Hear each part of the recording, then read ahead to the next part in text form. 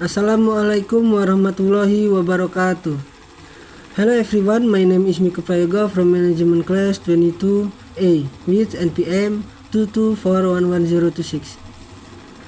Di sini saya akan sedikit menjelaskan materi tentang analisis rasio keuangan. Pengertian analisis rasio keuangan. Analisis rasio keuangan ialah suatu analisis kuantitatif yang digunakan untuk bisa mengevaluasi berbagai aspek kinerja, operasi, dan keuangan perusahaan berdasarkan suatu informasi yang terdapat dalam laporan keuangan perusahaan seperti pada suatu laporan neraca atau balance sheet, laporan aliran kas atau cash flow statement, dan laporan laba rugi atau income statement. Rasio keuangan ini juga dapat digunakan oleh manajemen perusahaan, kreditur atau pemberi pinjaman, serta investor dan para pemegang saham. Analisis rasio keuangan adalah suatu kegiatan untuk dapat membandingkan nominal atau angka-angka yang terdapat pada laporan keuangan suatu perusahaan guna mengetahui posisi keuangan serta menilai kinerja manajemen dalam periode tertentu. Tujuan analisis laporan keuangan. Tujuan utama analisis laporan keuangan adalah yang pertama, sebagai alat barometer untuk dapat melakukan forecasting atau memproyeksikan posisi keuangan di masa yang akan datang.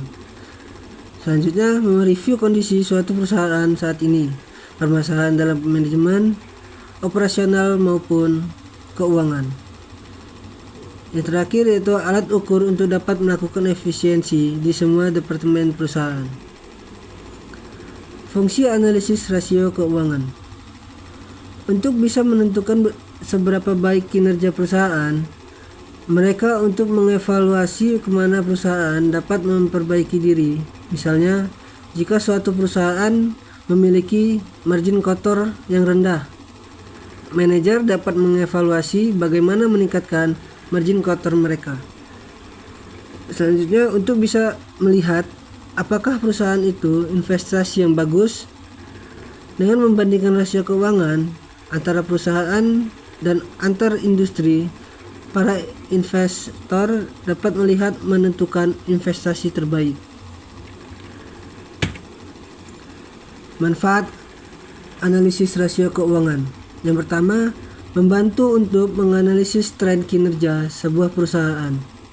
Yang kedua, membantu para stakeholder untuk dapat membandingkan hasil keuangan suatu perusahaan dengan pesaingnya. Yang ketiga, membantu manajemen, kreditur, dan investor untuk mengambil suatu keputusan.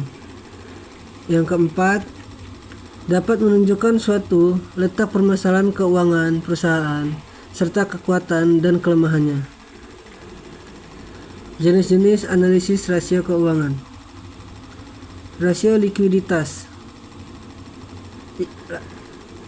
Yang pertama yaitu rasio likuiditas yang bertujuan untuk dapat menunjukkan dari kemampuan sebuah perusahaan dalam memenuhi kewajiban jangka pendek. Yang kedua, rasio solvabilitas yang menunjukkan dari suatu kemampuan pada perusahaan dalam memenuhi semua kewajiban, baik itu periode jangka pendek atau jangka panjang. 3. Rasio aktivitas sebagai penunjuk dari segi tingkat efektivitas penggunaan aktiva atau kekayaan suatu perusahaan. Keempat, rasio probabilitas dan rentabilitas sebagai suatu hasil dari tingkat imbalan atau perolehan dengan membandingkan antara penjualan atau aktiva. Yang terakhir, rasio investasi sebagai sebuah penunjuk dari rasio investasi pada sebuah surat berharga atau efek khusus saham dan obligasi. Metode dan teknik analisis rasio keuangan. 1. Metode analisis pertumbuhan. Sebuah teknik analisa yang juga dapat disusun dengan membandingkan kenaikan atau penurunan posisi laporan keuangan pada suatu periode tertentu dengan periode lainnya dari masing-masing pos yang terdapat di dalam laporan keuangan tersebut dengan menggunakan nilai presentase. Yang kedua, metode tren dan indeks. Teknik analisa ini hampir sama dengan metode analisa pertumbuhan, namun angka perbandingan adalah suatu laporan keuangan periode tertentu yang dijadikan indeks dan dipilih sebagai tahun dasar. Teknik tren ini sangat berguna untuk dapat memproyeksikan laporan keuangan di masa yang akan datang dengan menggunakan data historis. Yang ketiga, metode analisis rasio. Teknik analisis dengan membandingkan masing-masing pos laporan keuangan sangat relevan atau data yang signifikan. Penggolongan rasio keuangan. Yang pertama, rasio neraca atau balance sheet ratio, yakni rasio-rasio yang disusun dari suatu data dalam neraca. Yang kedua, rasio laporan rugi laba atau income statement ratio, yakni rasio-rasio yang disusun dari suatu data dalam laporan rugi laba.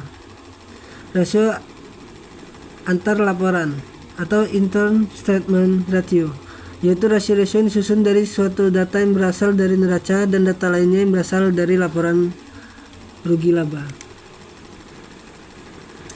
That's all the discussion of this material. I say thank you.